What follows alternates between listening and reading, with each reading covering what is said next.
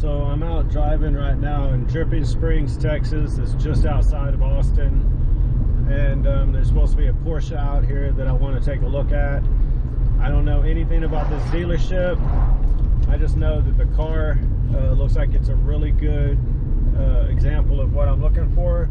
It's on the higher end for sure. It's a little bit outside of what my budget was, but I think it's justifiable because it's super low mileage. It's a one owner car, and it has a lot of the options that I want. It already has upgraded. It's been upgraded to have Apple CarPlay, which these cars didn't come with from the factory. And yeah, I think it's so low mileage that no actual real services do yet, and so that kind of takes some of the stuff out of the question for me about worrying about like service records and all that, because there is not really going to be any service records because they're not even due yet. So anyways, I'm gonna go take a look at this car. I'm showing up a little bit early, so I went past it. I'm actually driving past what is this, you know, Jesse James's place, the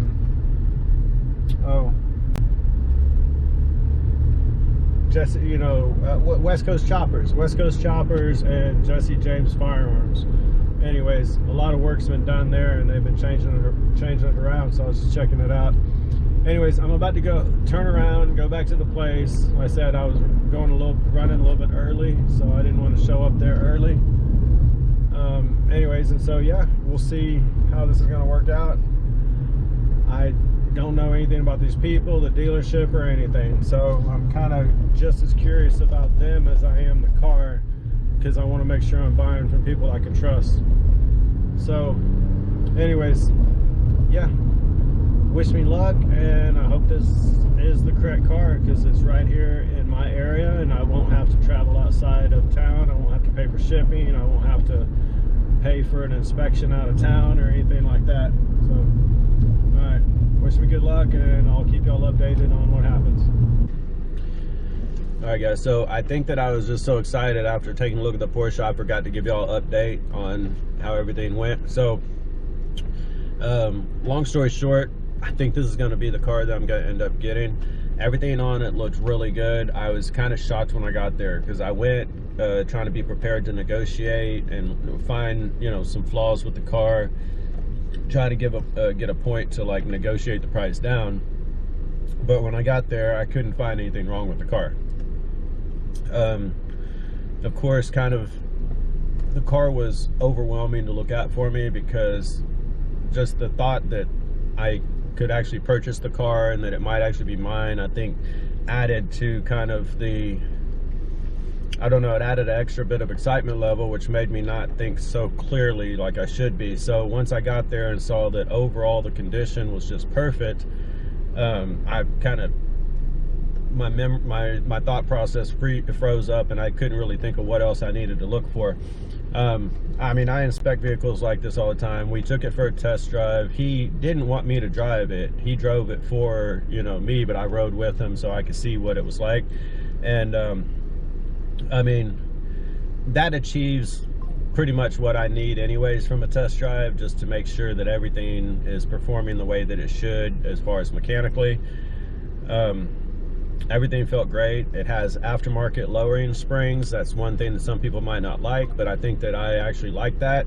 It doesn't have what they call PASM, which is like the Porsche Advanced Suspension Management or something like that, or Automatic Suspension Management.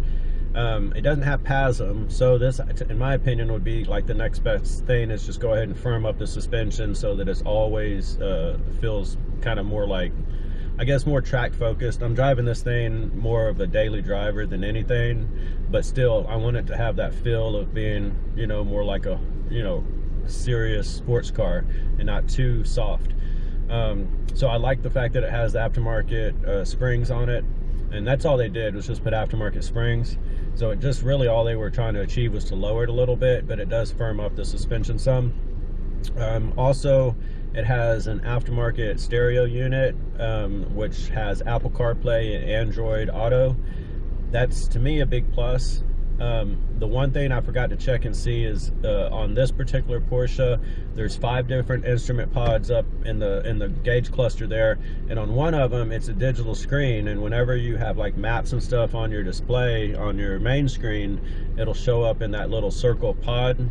And so when you add an aftermarket one, I think you might lose that functionality.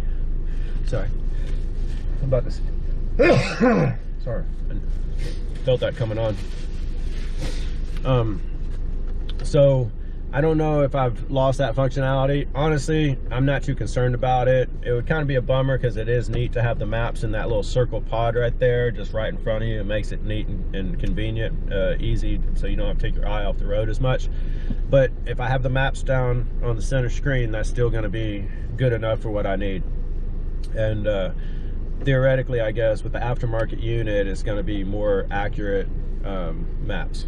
So I'm supposed to go back and look at the car today, but everything on the car seemed good.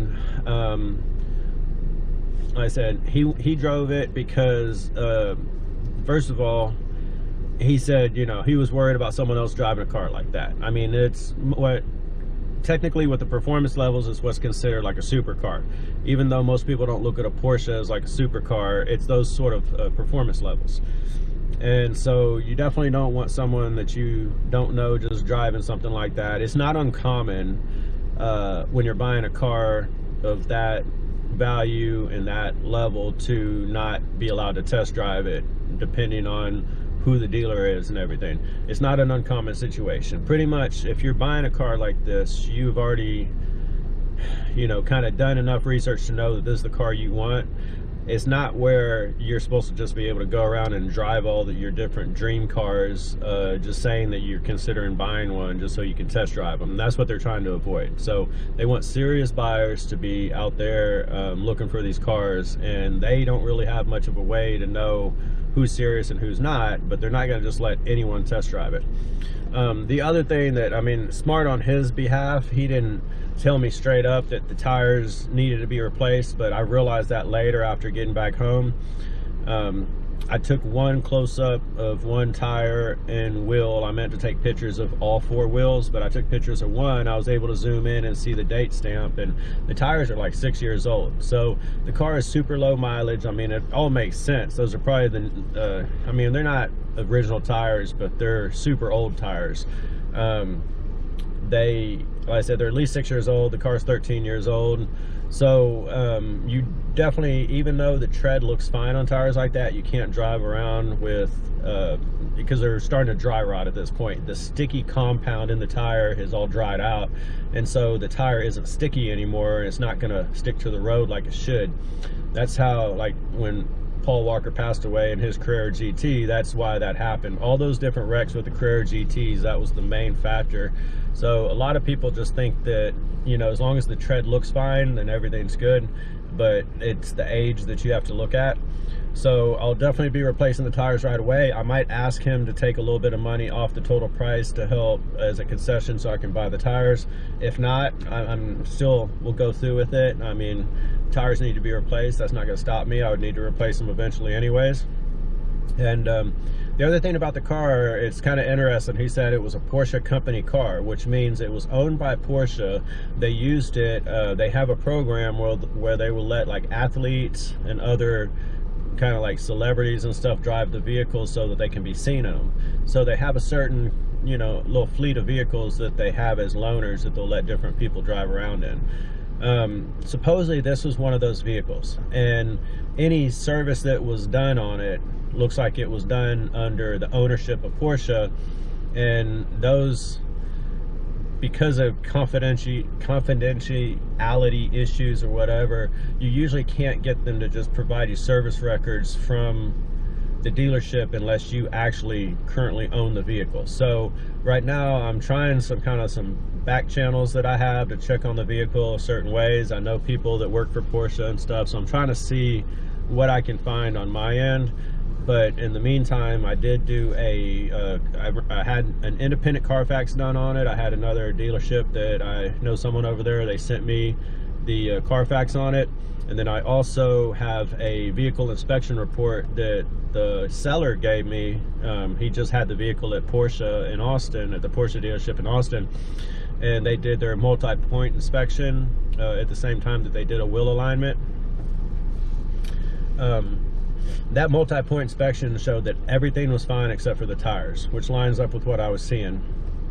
So they said that they checked all the fluids, all the suspension components, you know, the belts, like everything like that. They said everything's good. And it also says that the service is up to date as far as that that report shows. So while I can't see the actual service records, the multi-point inspection by Porsche shows that all the service is up to date.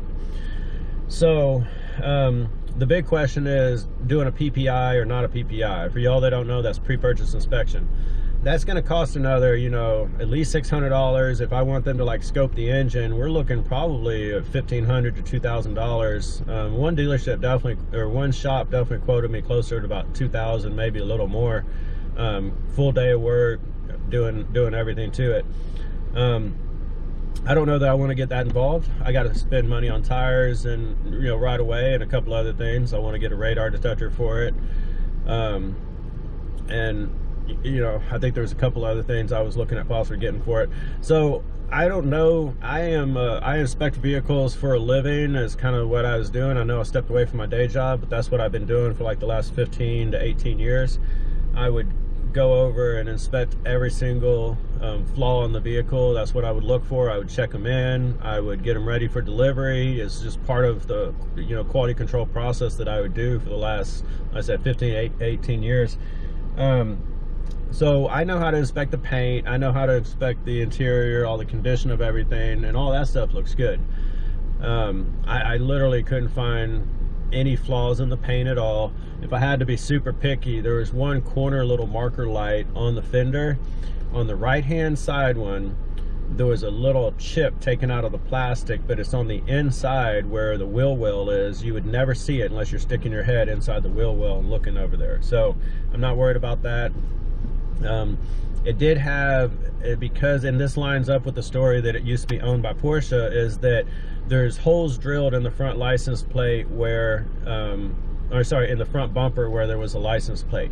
And it doesn't line up with the holes that, I mean, Porsche has some holes that are kind of pre-made in there, so you could put a bumper, or sorry, a license plate bracket on there, and then you can put the license plate on that bracket itself. That's made for a US style license plate. The spacing in the holes is for a US plate.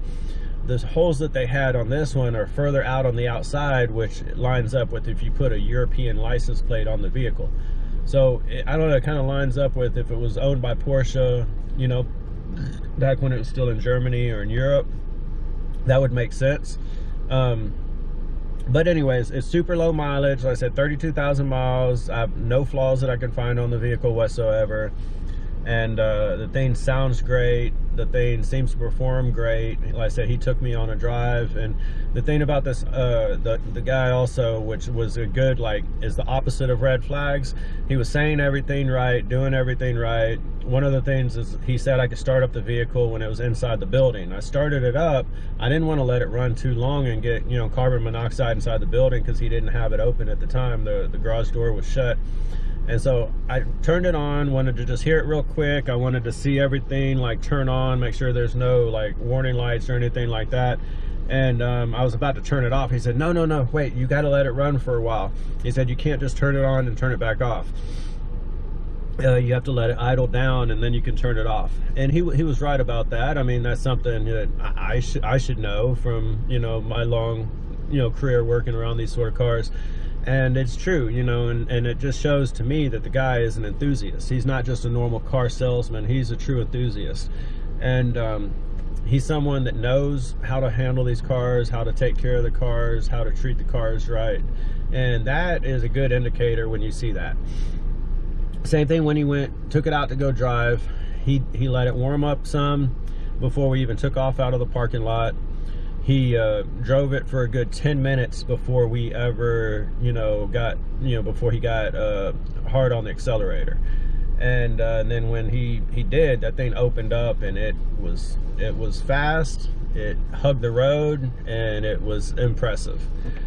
So the other thing is, when we got back, he was like, all right, we can't just shut it off immediately. You have to let it run and idle for a couple minutes before you shut it off. Again, another good sign that he knows what he's talking about. He treats the cars well, and you know, that was just something that I was glad to see. So you know, anyways, I was kind of talking with the guy back and forth through text messages. I'm getting the money transferred over, you know, from one account to the other, which is what I needed to do. And I've got, the funds should be available tomorrow, I hope. And he's asking top dollar for this car. It's more than what I really wanted to spend, but you know, it basically, the quality, the condition of the vehicle, you know, reflects the price that he's asking. So it's hard for me to argue with him about the price at all. So anyways, I'm planning on going back today, taking a look at it again. I have a list of things I forgot to look at before, so I'm gonna look at all those items, make sure all that stuff's good, everything's working that I forgot to check. And if all that's good, I'm probably gonna go ahead and try to purchase it. So yeah, I'm just excited about this. The car is incredible looking. It's better than I thought it could ever be, and yeah, I'm super excited about it. So anyways, I'm gonna go check it out again today and just make sure everything's good on it. So y'all wish me luck, and then I'll let y'all know what happens. All right, y'all, peace.